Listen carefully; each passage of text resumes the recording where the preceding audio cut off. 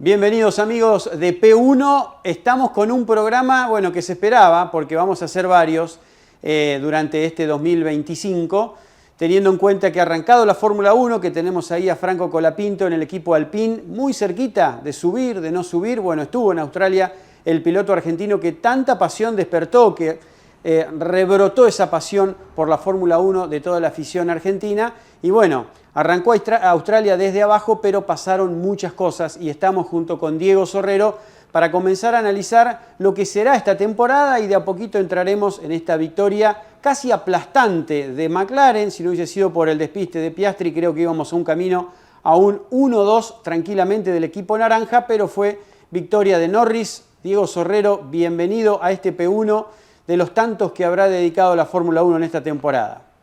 Hola Mauro, ¿cómo estás? Bienvenidos a todos también. Este año tendremos P1 F1, así le hemos dado en llamar a este segmento que será a veces un programa largo, a veces un programa más corto, pero que significará el análisis, el seguimiento a lo largo de toda la temporada 2025 del Campeonato Mundial de Fórmula 1 al estilo de P1, tratando de analizar la segunda mirada, el segundo plano de las cosas que se pueden ver normalmente a través de una carrera. Estamos alejados del fin de semana, salimos 2 o 3 días después, con esa idea también de analizar en frío y con más argumentos, con más datos que uno puede comprobar después de varios días, qué es lo que pasó en una carrera y qué es lo que se puede esperar de la siguiente. Y la verdad es que, como para empezar, digamos, es un año de transición para la Fórmula 1.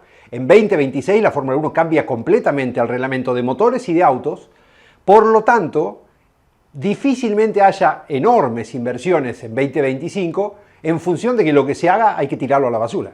Entonces, todos los autos, unos más, unos menos, van a ser una evolución del auto del año anterior, corrigiendo problemas, mejorando algunas cosas, particularmente el sistema de suspensión, las geometrías de algunos autos, como Ferrari, por ejemplo, sí es una evolución bastante importante, o la de Williams. ¿Por qué? Porque el auto igualmente, aunque sea de otro reglamento, se tira a la basura al final de una temporada porque se hace un auto nuevo. Con lo cual, hay algunos equipos que van a crecer un poquito más, pero lo que podría decirse es una frase que siempre recuerdo que nos enseñó Tulio Crespi, es que cuando hay un cambio profundo reglamentario, los equipos poderosos llegan rápido, los equipos menos poderosos tardan un poco más, los equipos chicos tardan más todavía. Este reglamento tiene una estabilidad de 6 años y entonces uno podría decir que ya llegaron todos al techo y las diferencias por eso son mínimas. Y entonces eso es lo que pasa.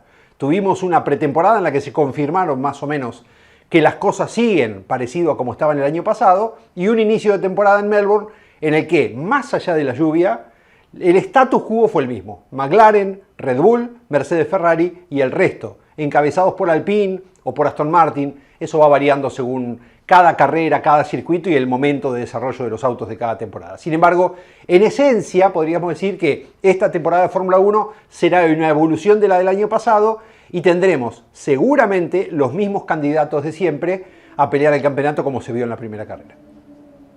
Una de las cosas a ver, sin duda, es hasta dónde llegará el equipo Red Bull, ¿no? Con este RB21, que según Christian Horner ha dicho que es una franca evolución del arisco RB20, que Verstappen lo llevó al campeonato creo que con una gran muñeca, ¿no? Digamos, con una gran sapiencia conductiva. Creo que hoy está un pasito arriba del resto. Y veremos hasta dónde está, ya sin Newey, lógicamente, definitivamente en el diseño de ese auto.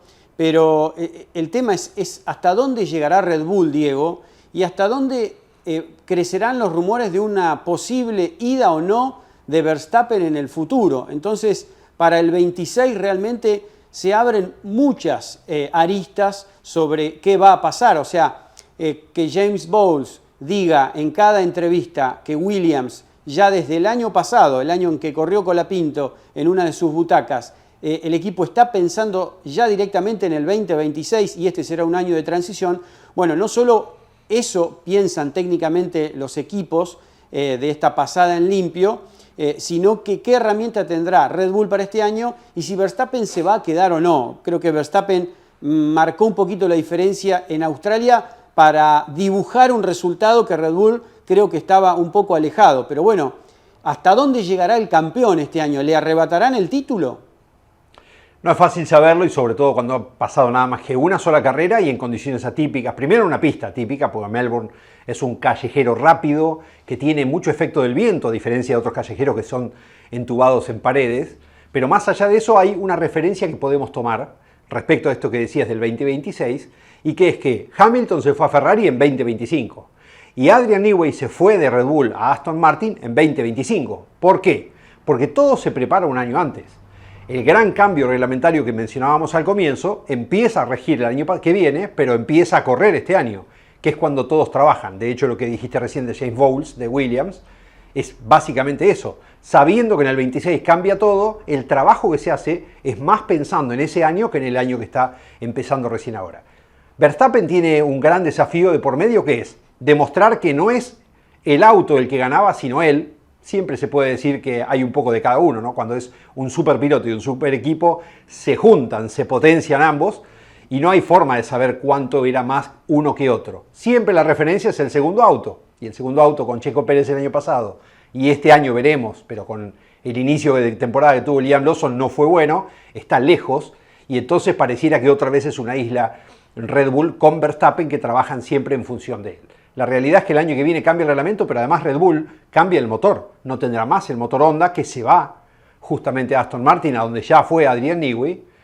Y Aston Martin quiere a Verstappen como su piloto para el año próximo. Hay quienes comentan que ya Alonso podría dar un paso al costado en 2026, aunque el propio español ha dicho que no, que él quiere correr el 2026 y en todo caso finalizar su carrera después de toda una temporada corriendo con Newey haciéndole su auto de Fórmula 1. Como sea, Red Bull va a tener los motores Ford, que son todo una incógnita, y además, no solamente es la incógnita por el fabricante, sino porque es un tipo de motor nuevo, el que se estrena el año próximo, con mucha menos injerencia de la electrónica y sobre todo con una menor participación del motor térmico y una mayor del motor eléctrico, y eso genera muchas dudas porque no se sabe cómo va a estar cada uno, y esto sí que es un secreto guardado bajo 14 millones de llaves que nadie va a saber. Con lo cual, en realidad, lo que pase este año para Verstappen y Red Bull es casi un ida a carrera, es ir viendo cómo evoluciona. ¿Vos te acordás que en el 93 Senna no renovaba con McLaren porque él se quería ir a Williams y no pudo irse? Y finalmente arregló a último momento y renovó $1 millón por carrera y el contrato lo firmaban carrera por carrera. Porque tenía los motores Ford que ni siquiera eran buenos como los de Schumacher, que tenían los Ford oficiales y de hecho le ganó el campeonato.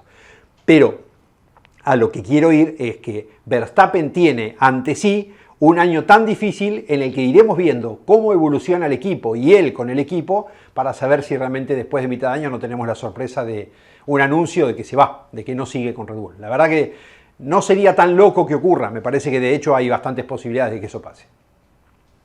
En aquel Gran Premio de Miami del año pasado apareció una reforma, una modificación en el McLaren que lo catapultó a pelear directamente por la punta y tanto lo llevó que a Norris peleó el campeonato con Verstappen ya con pocas chances, pero lo llevó a casi al final del campeonato en esa pelea. Y creo que en Australia quedó ratificado que el McLaren es la brújula, fue técnicamente en el final del 24 y está confirmado que es la brújula a seguir durante este 2025. La incógnita es, y lógicamente como tiene tantos hinchas, el equipo de más hinchas, es Ferrari. Ferrari llegó con un historial realmente fuerte a Australia, había ganado 4 de las últimas 6 competencias, más allá de que Australia siempre presenta alguna situación diferente en cuanto al clima, la pista, carreras a veces caóticas, como esta que sucedió el pasado domingo, pero Ferrari tal vez esperaba un poco más y nos quedamos ahí en la pelea décima entre Hamilton y Leclerc y Ferrari llegó hasta ahí.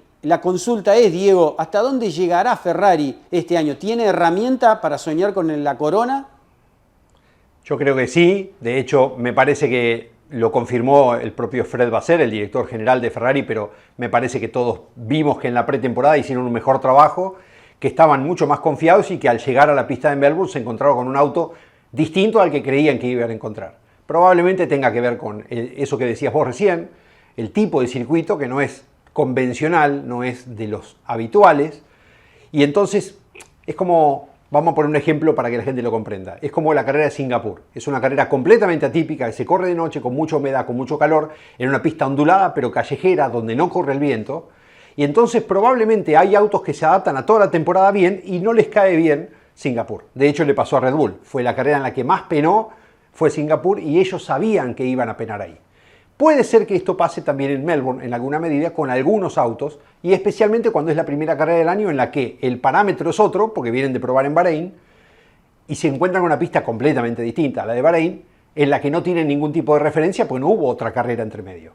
Seguramente con lo aprendido en esta carrera, vayan el próximo fin de semana a China, una pista convencional, un autódromo normal, y encuentren un funcionamiento distinto porque ya aprendieron de la primera carrera de la Ferrari. Pero vos podés decir, sí, esto le pasa a todos, si todos fueron con un auto nuevo a una pista nueva después de solamente probar en Bahrein. Es cierto, pero hay que ver cuál es el desarrollo de Ferrari, que todos dicen es de lo mejorcito que hubo en los últimos años. También está el tema de Hamilton, su adaptación al equipo, al modo de trabajo. Claro. Si bien giró mucho en la pretemporada, especialmente en España con los autos del año 2023 que se permite hacer, no es lo mismo que con el auto actual. Pudo haber aprendido todos los comandos distintos que tiene una Ferrari respecto a un Mercedes, pero la verdad es que conocer el auto nuevo y ya en un fin de semana de carreras y en una pista como esta seguramente le llevó tiempo. De hecho, a lo largo de la carrera varias veces se le han dado indicaciones a Hamilton por parte de su ingeniero y él dijo, déjenme solo que yo tengo que arreglármelas. Estoy lidiando con eso, estoy trabajando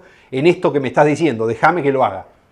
Es un tema de adaptación que seguramente uno espera que en un 7 veces campeón del mundo no tenga tanta demora en ocurrir, pero que puede ocurrir. Lo que sí creo que está bueno mencionar en este inicio de la temporada es que va a haber 2 campeonatos, Mauro, dentro de este año, y no hay que dejar de tenerlo en cuenta porque hasta la carrera 9, la regla de flexibilidad de las alas delanteras es la misma que la del año pasado. Pero a partir de España cambia eso, se van a poner mucho más estrictas las mediciones de la FIA, y hay muchos que señalan que va a haber un antes y un después de esa carrera, porque los autos de hoy son los del año pasado, pero los autos posteriores a España no. Van a ser autos completamente distintos porque hoy se genera muchísimo beneficio con esto de la flexibilidad de las alas delanteras por efecto del aire. De hecho, a tal punto es esto que para el próximo fin de semana en China, la FIA, después de la carrera de Melbourne, el lunes a la tarde, emitió una directiva técnica por la cual el alerón trasero, que tenía un margen para abrirse, es increíble, la flexión de la fuerza del aire, no es que el DRS que se abre y se cierra, la flexión que genera en el ala, el propio empuje del aire, tenía una tolerancia de 0,5 milímetros. Perdón, digo mal, de 2 milímetros. Y para la carrera de China se reduce a 0,5.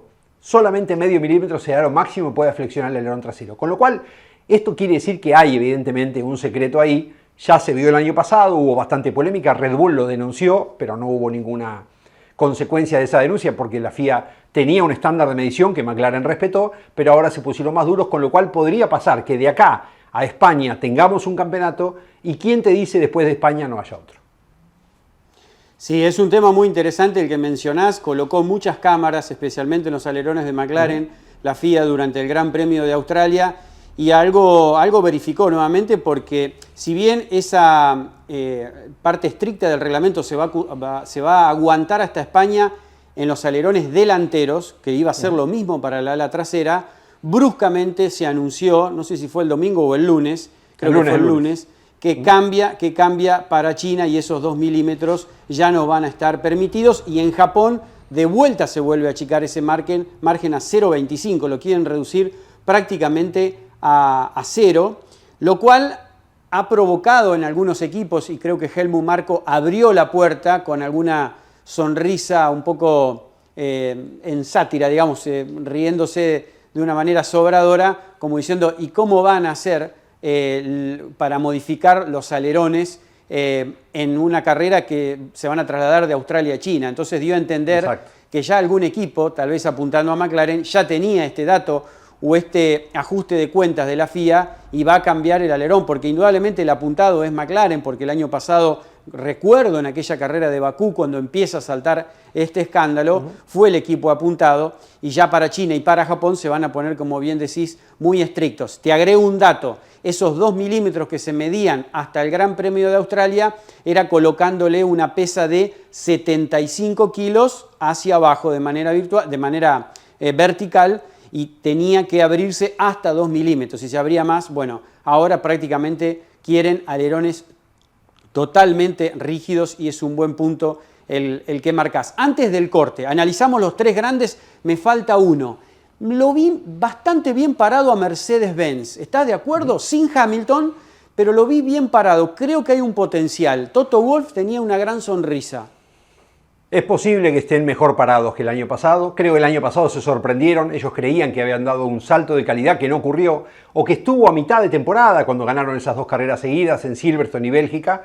Pero la verdad es que después el auto volvió a involucionar o no evolucionó tanto como la competencia. Pero aquí también hubo un tema con los alerones flexibles, por lo tanto podríamos pensar que esta evolución de Mercedes tiene directa relación con aplicar ese presupuesto que no habían gastado el año pasado en flexibilidad de alas, sí ahora desde la primera carrera. Lo que pasa es que hay que ver qué pase después de la carrera de España, porque si todo vuelve atrás en ese aspecto, podríamos decir que hay un campeonato en el que hay que tratar de sumar muchos puntos ahora, cuando el auto ya está pensado para funcionar así, y en todo caso ver después cómo se aguanta o no ese colchón de puntos que se puede hacer por parte de algún equipo. Yo no creo realmente que nadie pueda tomar una ventaja tan grande, salvo McLaren, que sinceramente ha mostrado que tiene la sota y que tiene con qué poder marcar la diferencia. Lo hizo durante el fin de semana, no solamente en seco, sino también en mojado, y eso es una referencia que un poco asustó a todos porque estaban, como dijiste en el comienzo, encaminados a hacer el 1-2 con Norris y Piastri.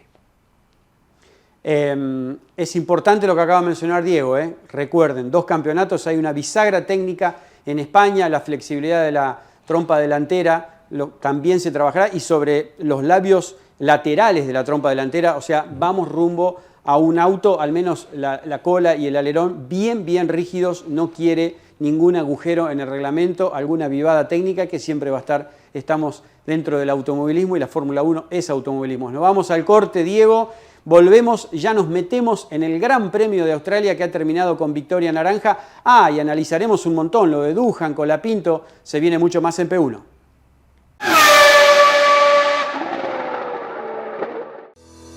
Si estás buscando un repuesto original o alternativo para tu vehículo importado, CBM Auto. Años de experiencia, miles de clientes satisfechos. Importador directo desde Estados Unidos y Europa. cbmauto.com. Yo, Norberto Fontana, te lo recomiendo.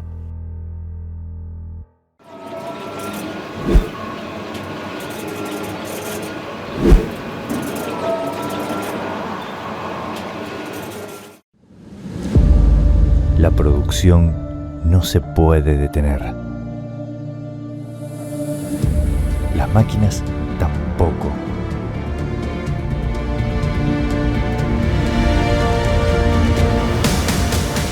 Urbi, Ingeniería Industrial. ¿Qué me inspiró para hacer esta obra?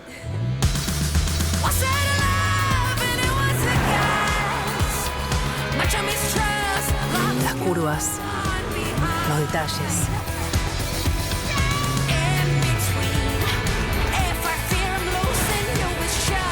Para mí es más que una obra.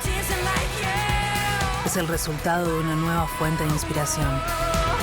Nuevo Peugeot 2008. Este es un baile que tiene un ritmo, y cuando vos entras en el baile tenés que bailar al ritmo del baile, no quieras ir en contra del ritmo.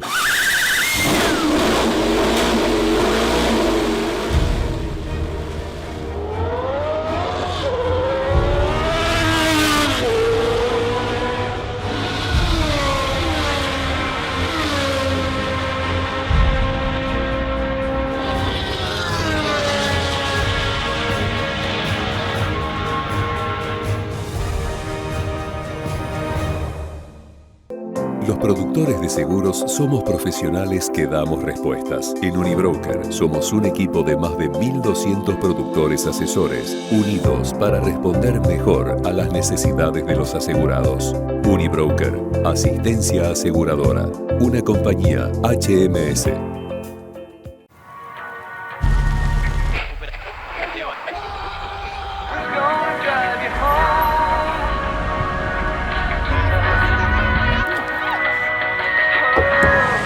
Nuestra historia juntos continúa como nunca antes. La tecnología E-Tech 100% eléctrica llegó a Argentina.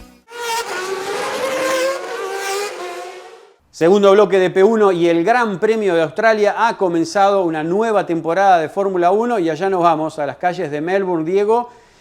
Una carrera que tuvo un viernes y un sábado con piso seco, donde se pudieron medir entre compañeros de equipo el potencial de los autos, cómo McLaren pegó ese salto con el tema del caucho, que el ritmo no se cayó y lo marcaron todos los equipos, especialmente Red Bull, y después cambió absolutamente todo el domingo con la bendita lluvia que mezcló las cartas. No le sacó la victoria a Norris, pero realmente fue una carrera caótica porque Norris, al igual que Piastri, pasó por el pasto, pero con mejor fortuna porque lo pudo sacar. Podemos arrancar desde un montón de aristas, Diego. Sí diría que el circuito, por ejemplo, tuvo una modificación en la curva 9, donde dejó de tener pasto y tenía mucha leca, cambió apenas el circuito, se despistaron muchos autos ahí, provocó varios despistes. Oliver Berman lamentablemente arrancó mal, tanto él como el equipo Haas, que estuvo muy lejos con Esteban Ocon en potencial, pero también ahí arranca un leve despiste de Doohan el viernes, otros impactos, un circuito realmente complejo el de Melbourne, un clásico para la Fórmula 1. A mí me parece que es una de esas pistas que no tiene que irse nunca del calendario, así como tampoco se tiene que ir Monza o Spa o Mónaco o Silverstone, pero que tiene esa característica que recuperó con esto de ponerle más leca. Para mí está perfecto que tenga leca porque los pilotos están mal acostumbrados a poder salirse de pista y continuar. Y la verdad es que no tiene que ser así. Y en un callejero, a ver, si Melbourne no tuviera césped como Canadá, por ejemplo, también, y fuera como Mónaco o como Bakú, sería un golpe. Entonces el exceso, cuando es un golpe, tiene que ser el exceso, el límite real. Pero cuando no hay una pared, podés pasarte, no es así. Por supuesto, la leca siempre lo que genera es que el auto quede clavado, se tenga que neutralizar una tanda, o si es una carrera, y esto siempre genera un poco de molestia. Por esa razón es que la FIA puso tantas escapatorias de asfalto, primero en la Fórmula 1 y después en todos los circuitos donde se corre el automovilismo a nivel mundial, cosa que ahora se dieron cuenta y están volviendo sobre sus pasos. De hecho, el peor circuito en el que más sanciones por salirse de los límites de pista hay en el año, o era, es el de Austria, y el Red Bull Ring. Sin embargo, el año pasado volvieron a poner leca y se terminaron los problemas. Pero bueno, más allá de eso, a mí me parece que Australia es una pista muy exigente, que tiene ese borde en el que o te pegás o te clavas en la leca en este caso, pero que siempre mantiene a los pilotos muy, muy finitos. Y lo que hubo este fin de semana, que se notó especialmente el domingo, más allá de la lluvia, es que el viento los afecta mucho. Cuando el domingo había llovido, después paró, había una cantidad de hojas en el piso, un viento que movía toda una tierra incluso en el piso, que era sorprendente, no es normal ver en la Fórmula 1.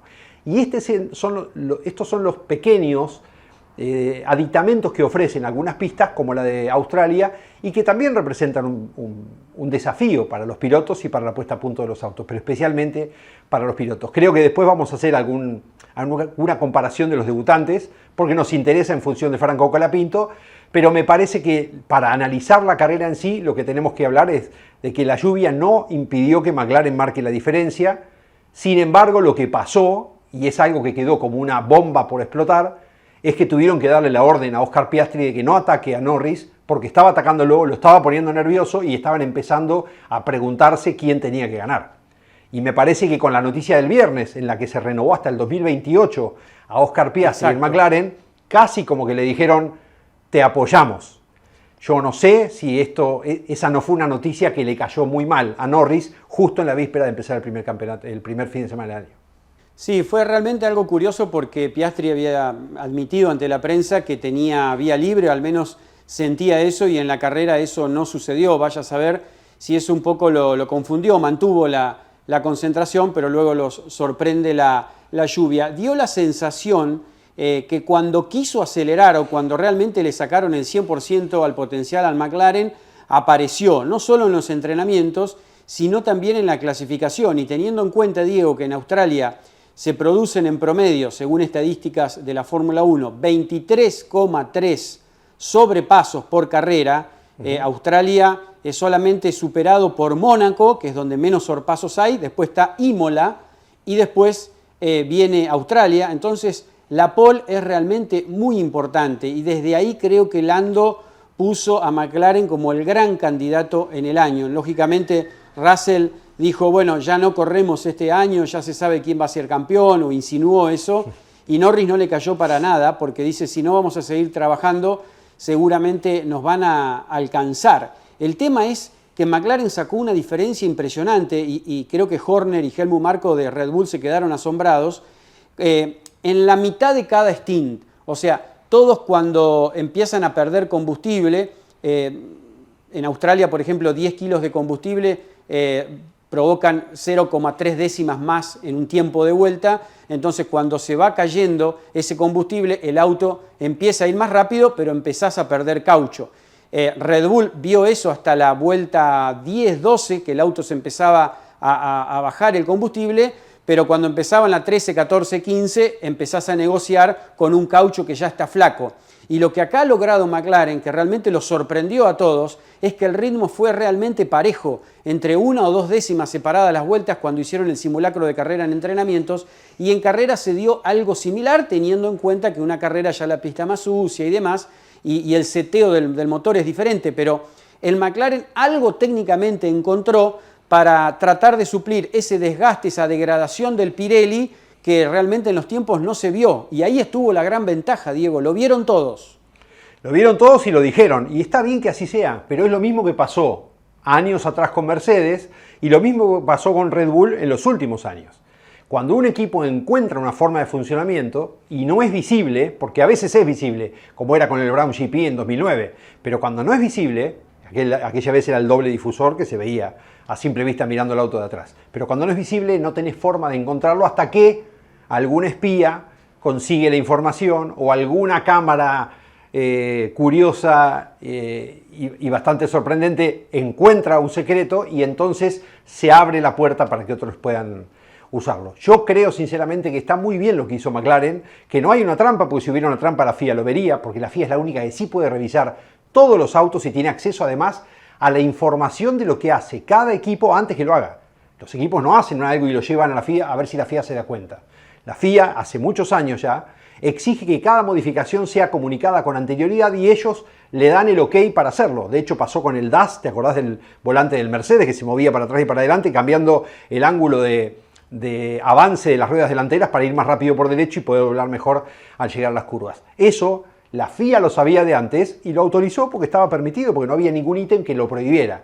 Decidieron después prohibirlo y en el siguiente año no se pudo volver a usar. En el caso de McLaren me parece que lo que sea que hayan encontrado está rindiendo sus frutos y simplemente los comentarios son lo que tienen que ser cuando alguien pierde creyendo que no tendría que perder. Pero en realidad me parece perfecto. Por eso digo que me llamó mucho la atención la orden que le dieron a Piastri, porque en realidad McLaren tiene el auto para ganar con los dos pilotos y Piastri el año pasado hizo todo lo que le pidieron. Hizo caso, resignó posiciones, resignó una carrera que estaba ganada en Hungría y sin embargo lo hizo porque el equipo se lo pidió. Con la renovación, y acá vuelvo a mi comentario anterior, del contrato para este año, para el 2028, justo en el comienzo de este año, lo único que hicieron fue decirle, queremos que te quedes con nosotros, vamos a darte lo que necesitas.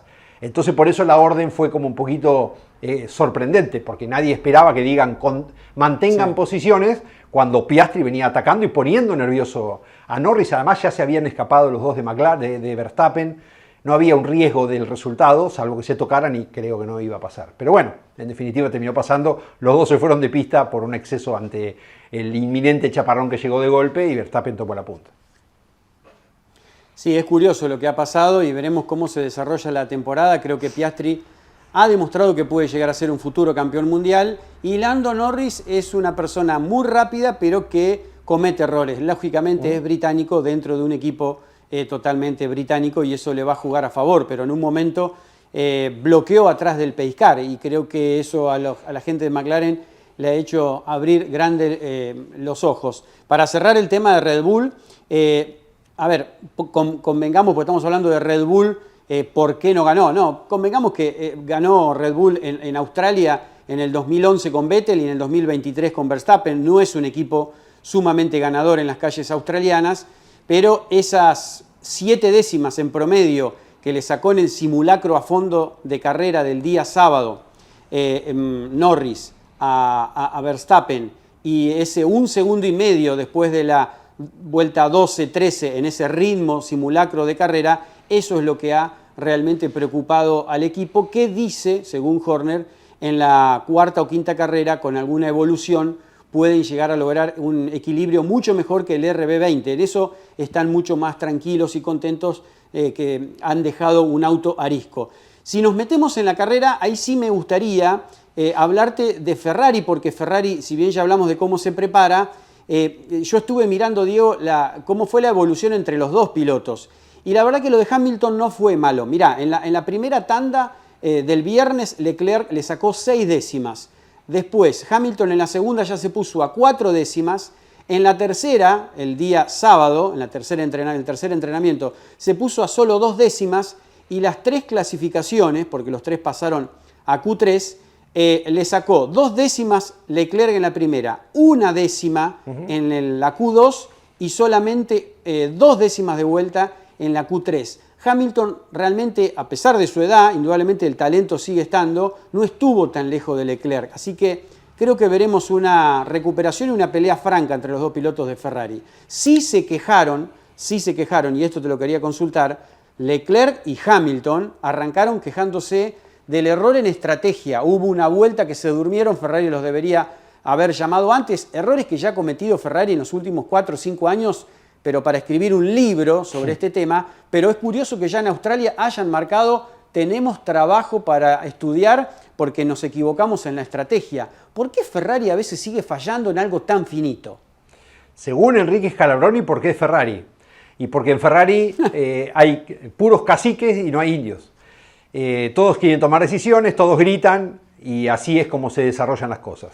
Yo creo que Ferrari cambió del año 91, que estaba Enrique, a hoy, pero sigue cometiendo estos errores pura y exclusivamente por presión. Ferrari no estaba en posición de llegar al podio, no tenía ninguna posibilidad, y cuando llega el chaparrón, hace un trompo Leclerc y queda adelante Hamilton en el segundo lugar, porque paran los McLaren, queda Verstappen, queda Hamilton. Y cuando queda Hamilton segundo, era el momento de parar, sin embargo lo hicieron dar una vuelta más. Yo no sé si fue una decisión de Ferrari, una decisión tomada en conjunto con Hamilton. Hay quienes dicen que Hamilton participó de la decisión. Yo creo que no. Era casi imposible en esa pista, viendo los choques que había habido en la vuelta previa, en la vuelta 1, yendo a la grilla. O sea, la cantidad de choques que hubo con lluvia alertaban de que era muy difícil manejar con neumáticos lisos, como los que tenían en ese momento encima los duros, en una pista complicada. Sin embargo, lo dejaron una vuelta más. No tiene mucha explicación.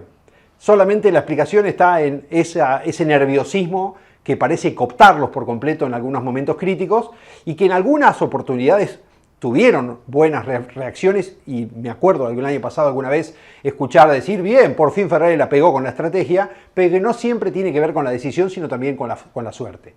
Este fin de semana se anunciaba lluvia para dentro de 9 vueltas, pasaron las 9 vueltas, nunca llegó la lluvia, y hubo quienes tomaron decisiones como Sauber de quedarse en la pista con gomas de lluvia, pensando que venía la lluvia de nuevo, y después tuvieron que parar y no ocurrió. Entonces también hay algo, no sé si es de fortuito, porque la lluvia no es de suerte que cae, la ves venir, pero evidentemente cambió el pronóstico, se movió el viento, la lluvia no llegó y cambió las condiciones. De todos modos, Ferrari cometió un error, que fue ver que había agua y no parar en la segunda vuelta que podía hacerlo, y recién hacerlo en la tercera vuelta. Entonces quedaron allá atrás y tuvieron que recuperar. Pero la verdad que me parece que solamente es una carrera, y para preocuparnos por Ferrari deberíamos tener al menos 2 carreras más, 3 carreras más, como para ver si hay una tendencia. La pista de China, como decíamos en el comienzo, es una pista convencional, con alta velocidad en muchas curvas, pero curvas muy lentas también, como la 1 y 2, y entonces probablemente tengamos una referencia distinta de cómo es un auto nacido para autódromos, porque la realidad es que un auto de Fórmula 1 no está hecho para callejeros, sino para correr en autódromos. Si no fallan los pronósticos, prepárese, porque en China vamos a tener piso seco durante los 3 días, está anunciado lluvia recién para el día martes, ya pasó toda la actividad lógicamente en Shanghái, y van a correr posiblemente el domingo nublado, pero con unos 19-20 grados.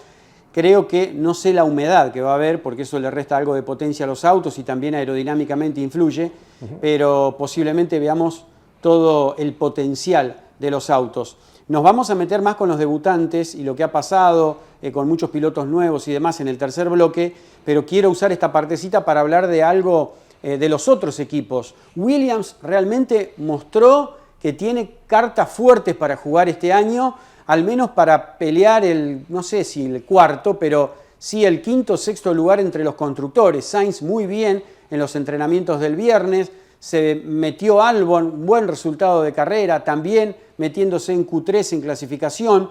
Williams ha seguido en ese camino de ascenso técnico que justamente catapultó al equipo en la llegada de Colapinto el año pasado, cuando sacaron a Sargent, y creo que Williams ha seguido en ese camino. Puede llegar a ser la sorpresa, puede ganarle a Aston Martin, creo que le va a ganar a Haas porque está complicado, estará un pasito arriba de Alpine, da la sensación que sí, no solo por la carrera, sino por los ensayos que hubo previo, especialmente con Sainz, Diego.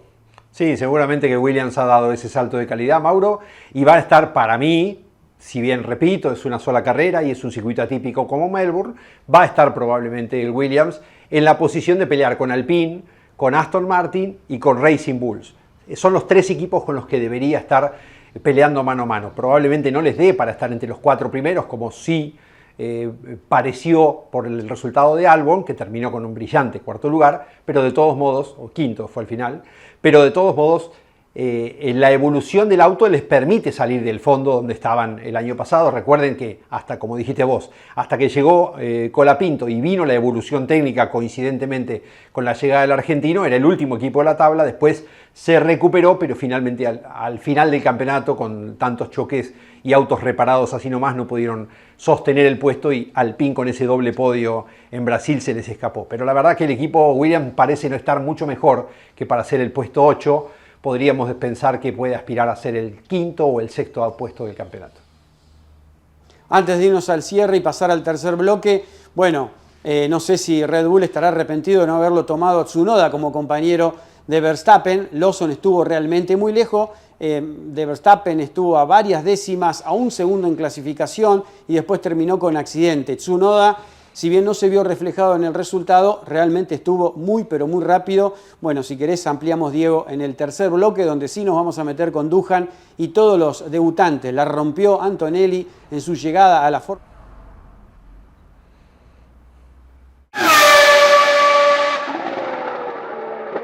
Atentos a este dato, se viene Racing Tours, un viaje realmente increíble por el Valley del Motor Racing en Italia.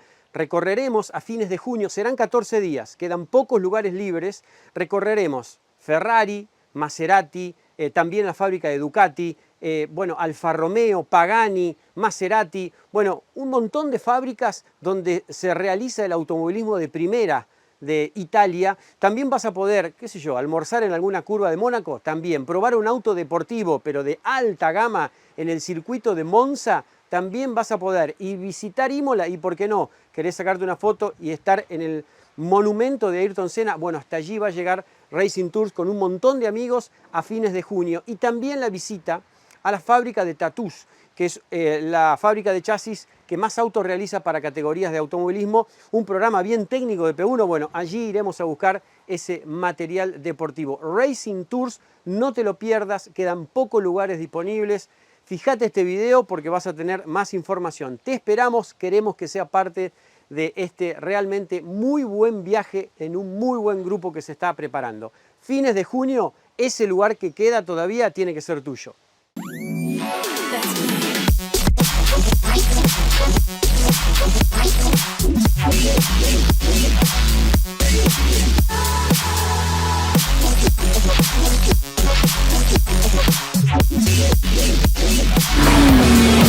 Mamma mía, seguro, muy superior a todo lo que había probado.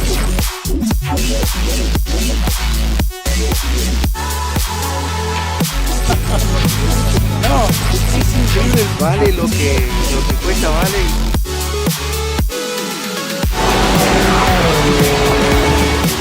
No, otra cosa.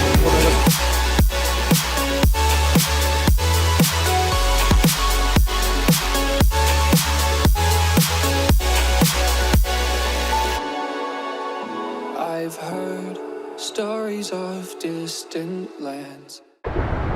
Nadie imaginaba que un Mustang podría ser eléctrico. Nadie imaginaba que un eléctrico podía ser un Mustang.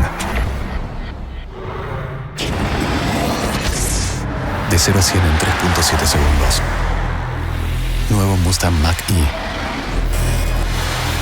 El único eléctrico que es un Mustang.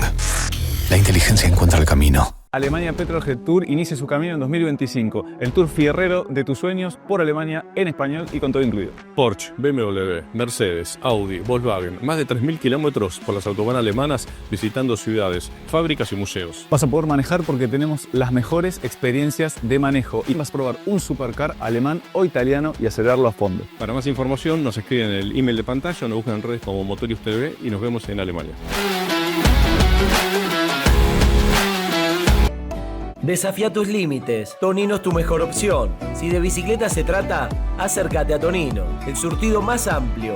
40 años de trayectoria y siempre el mejor precio. 3 sucursales, Lomas de Zamora, Villa Madero y nuestra nueva bicicletería en Villaluro. Seguinos como Bicicletas Tonino. Los Torii son arcos japoneses con mucha resistencia. La Nissan Frontier también. Por eso ahora tiene un año más de garantía. Descubrí el potencial en reserva de tu vehículo con EPROM. Mejoramos el torque y la potencia, optimizando así el consumo de combustible. Trabajamos en camiones, maquinaria agrícola y pickups. Ofrecemos soluciones electrónicas a fallas típicas. Nos avalan 22 años de experiencia y una red con más de 90 distribuidores en todo el país. EPROM. Busca tu distribuidor más cercano. Te vas a sorprender.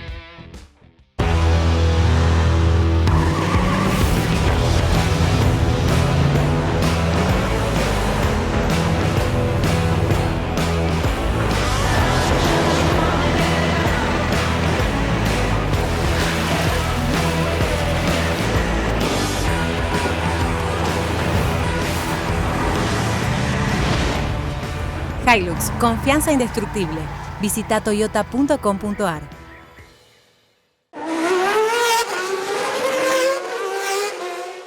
Tercer y último bloque de P1 dedicado al Gran Premio de Australia. Recuerde que vamos a estar con P1 F1 este año, al menos haciendo o algún programa especial del Gran Premio o será parte de la semana de un análisis de P1 del programa principal. Bueno, estamos esperando qué pasará con Colapinto y de él hablaremos también en este bloque y analizamos el tema de los debutantes. Si querés arranco con algunos datos fríos, Diego, del tema de Doohan, porque lógicamente es muy pero muy esperado y la presión se agiganta sobre el piloto australiano, el hijo del gran campeón de los 500 centímetros cúbicos como Michael Doohan, que también estaba presente en el Gran Premio de su casa.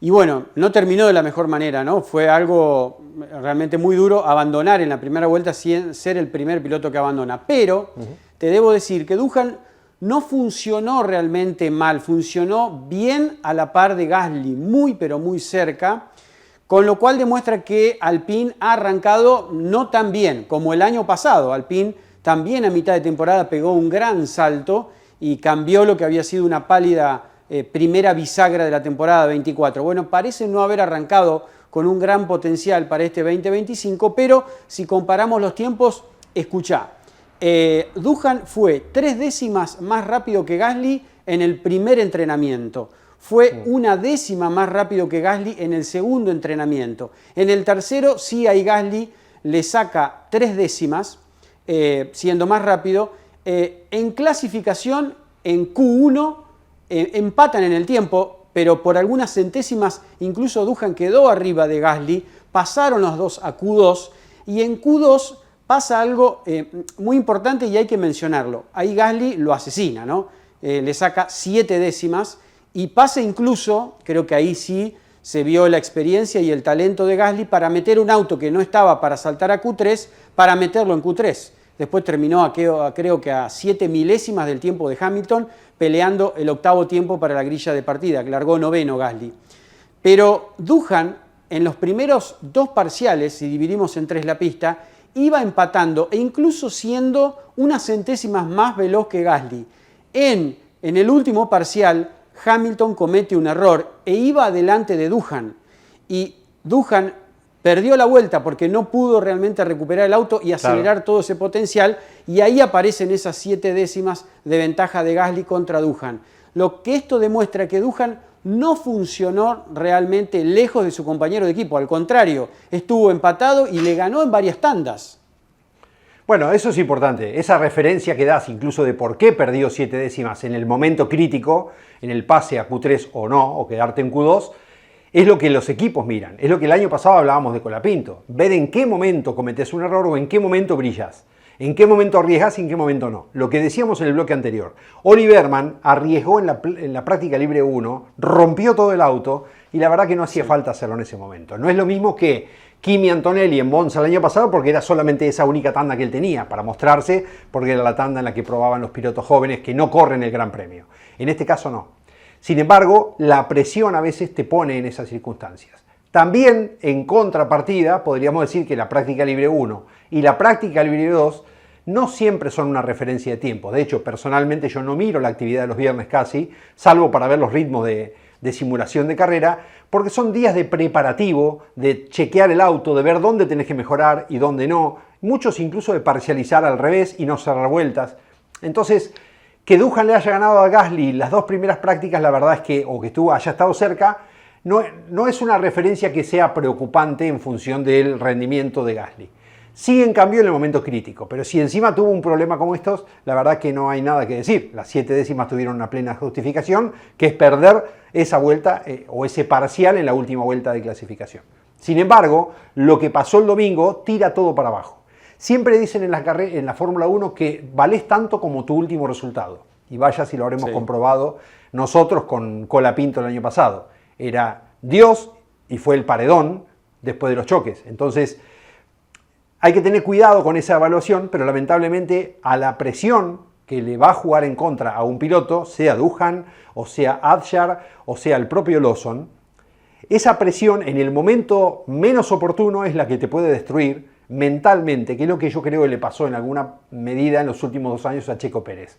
Entonces, no podés dejar de evaluar en qué momento fue la falla y qué consecuencia puede tener. Probablemente Duhan, más allá de correr en su casa, de estar como australiano delante de su público, tenía la presión esa de que todo el mundo dice hay 5 carreras en las cuales tiene que rendir si no lo reemplaza Colapinto.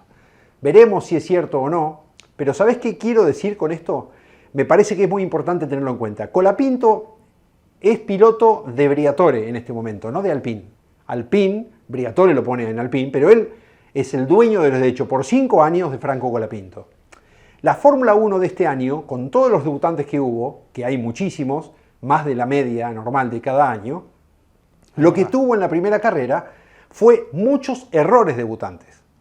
Y ese no es un dato menor, porque, como dijimos recién, que valés tanto como tu último resultado, si esa presión que tienen los debutantes, ver a Isaac Adjar llorar como lloró durante minutos y minutos, que el padre de Hamilton lo haya ido a consolar, que el propio Stefano Domenicali también haya ido a consolarlo, la verdad que demuestra que el chico estaba excedido de angustia por lo que había pasado, había chocado sin siquiera empezar la carrera.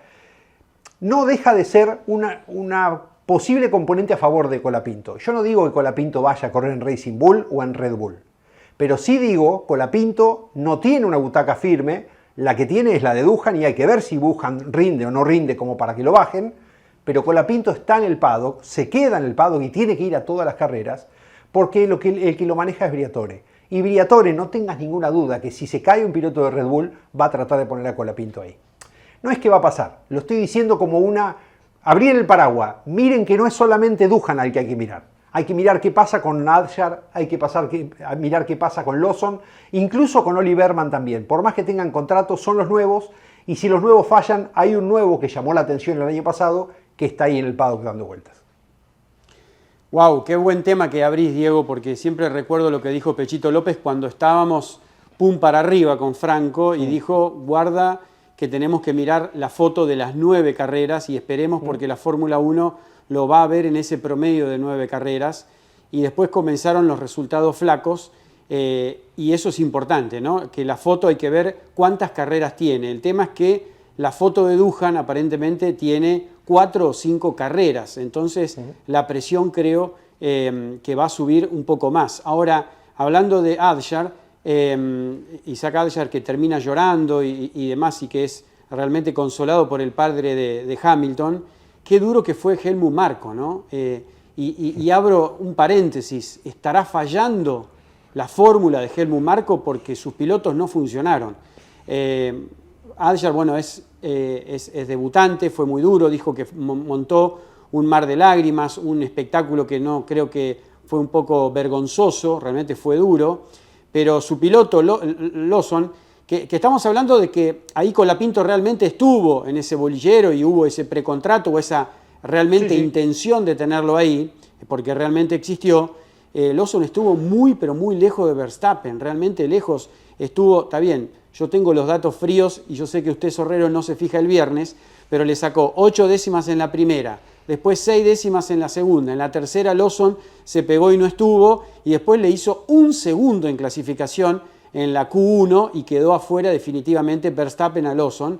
Entonces, estará fallando. Sí. Te interrumpo. ¿Y a Checo Pérez no le hacía lo mismo a Verstappen el año pasado? ¿No le hacía 1 segundo en clasificación? ¿No le hacía 6 décimas en las prácticas? Y no, bueno, es algún día contarán qué pasó. Bueno, algún día contarán qué pasó. Es que no es Lawson ¿Por qué se lo quisieron?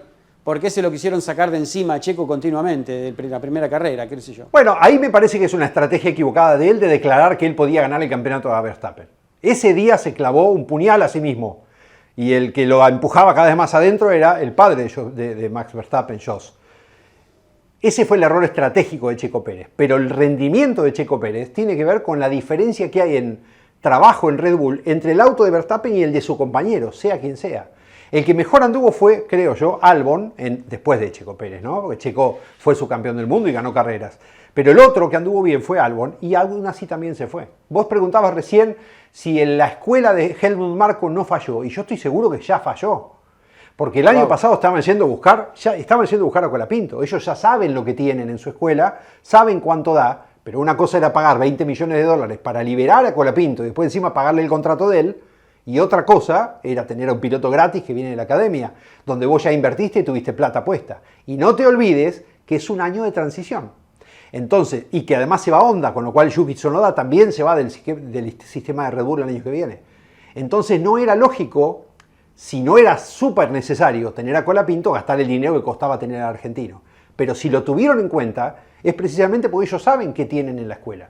Y la escuela de ellos es esto. Es un piloto que puede ser rápido, que puede tener una explosión de resultados, pero que también puede ser muy débil ante la presión. Y me parece que Marko lo que hizo fue ponerle otra vez la misma presión que todos los pilotos de Red Bull tuvieron a lo largo de su vida cuando llegaron a la Fórmula 1 y el señor Marko les bajaba el martillo.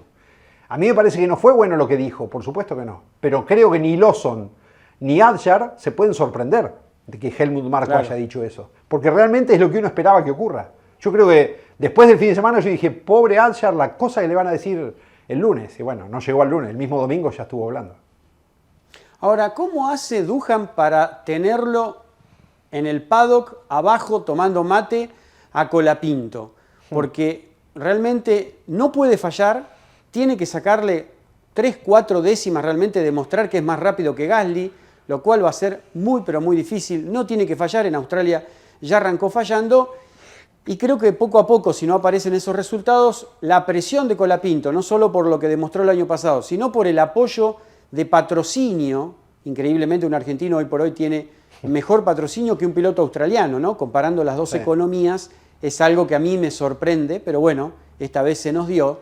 Va a ser muy difícil aguantarlo a Colapinto abajo, teniendo a Briatore esa presión de que lo pongo a Colapinto, trajo más apoyo, lo tiene al apoyo. Yo para mí, no sé si en el Gran Premio de Miami que se dice, pero para mí es casi un hecho que Colapinto va a estar este año muy, pero muy pronto arriba de ese Alpine. Yo creo que va a estar antes de Miami.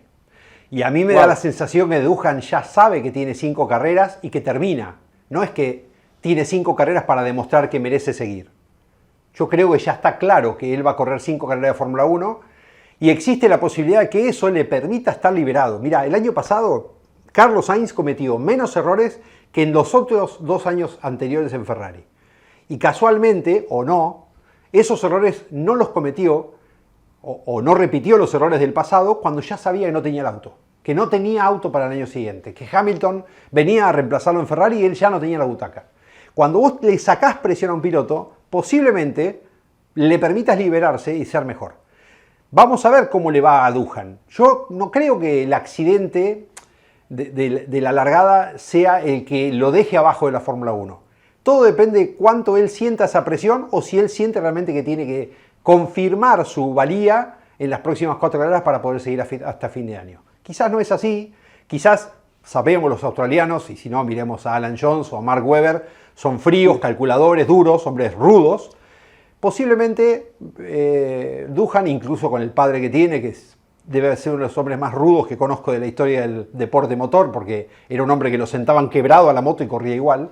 Es verdad.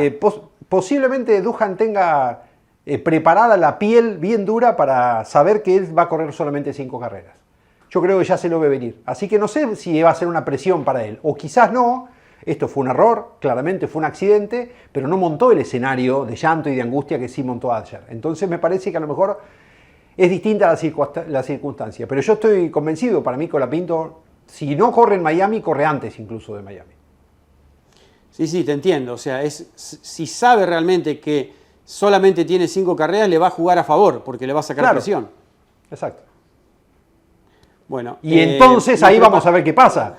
Porque si llega sin presión a funcionar mejor que Gasly, que yo no creo que ocurra, Gasly es de los buenos de verdad en la Fórmula 1, sí. Pero si eso llegara a ocurrir, en una de esas, Colapinto va a otro lugar.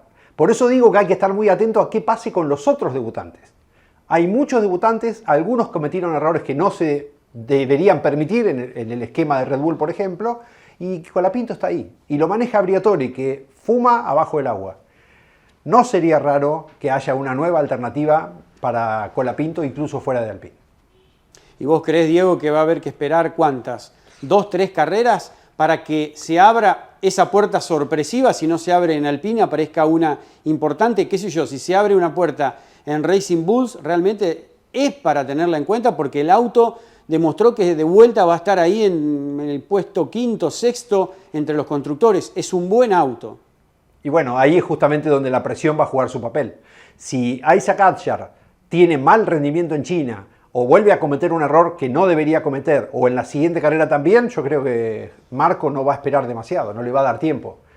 Cuando vos tenés una butaca tan caliente como esa, en la que había otros postulantes y están ahí dando vueltas alrededor, posiblemente sea esa la razón por la que el chico este lloraba tanto, el francés, porque más allá de su impotencia, era como decir, acabo de perder un pedazo de butaca. Y quizás en el transcurso de las primeras 3 carreras tengamos una fuerte medida. Lo que pasa es que si Hadjar en China suma puntos, listo, se borra lo de Australia y empieza el campeonato de nuevo.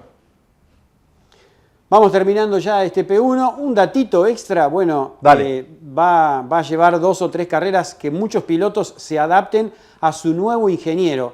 Hubo 10 cambios, hoy 10 pilotos con ingenieros nuevos, creo que se vio en Australia porque hubo muchas conversaciones y fue realmente muy gracioso algunos de los diálogos entre ingenieros. Lógicamente Hamilton cambió de ingeniero porque pasó de McLaren a Ferrari, pero creo que es uno de los datos que han marcado mucho de la prensa europea, que hubo 10 cambios de ingenieros, y creo que eso va a ser clave en estas 2 o 3 carreras porque van a aparecer algunos errores. Otro dato a tener en cuenta, bueno, Argentina, si se viene con Colapinto, avanza el proyecto, Diego, del Gran Premio de la República Argentina en Buenos Aires. No sé si en el 26, no creo, pero tal vez en el 27, pero creo que todo apunta a que haya obras muy importantes, realmente prácticamente otra pista y otro autódromo para que la Argentina vuelva a tener a la Fórmula 1. Veremos si ya a Colapinto en una butaca totalmente afirmado dentro de la categoría. Pero sería algo realmente muy bueno porque aquí realmente hay fanáticos en Latinoamérica y solamente tenemos a Brasil en Latinoamérica dentro del calendario. Así es. Bajó la espuma del año pasado ya bajó, la efervescencia de Colapinto ya bajó, pero está por subir de vuelta. Acuérdense.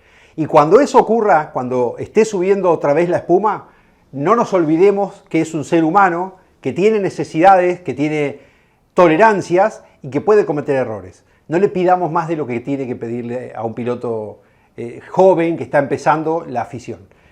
Estamos muy ilusionados con Colapinto y yo estoy convencido que muy pronto va a estar corriendo. Pero sepamos dónde va a correr, en qué circunstancias va a correr y con qué objetivos va a correr. Y por eso pensar en la Fórmula 1 en 2027 es optimista y ojalá se dé, pero es parte de esa espuma que va a empezar a subir otra vez. Vas a ver. Bueno, fíjense, nos vamos con Sorrero, tal vez abriendo una puertita para Colapinto, no solamente en Alpine. Bueno, habrá que ver estas 2, 3, 4 carreras, puede pasar de todo. Estamos ahí atrás, lógicamente, haciendo fuerza para que la bandera argentina esté nuevamente dentro de la grilla de Fórmula 1, grilla que el año que viene se va a incrementar. Le contaremos el equipo Cadillac y toda la novela de la familia Andretti en otro P1. Abrazo grande, nos vemos la semana que viene con otra gran historia, siempre en P1.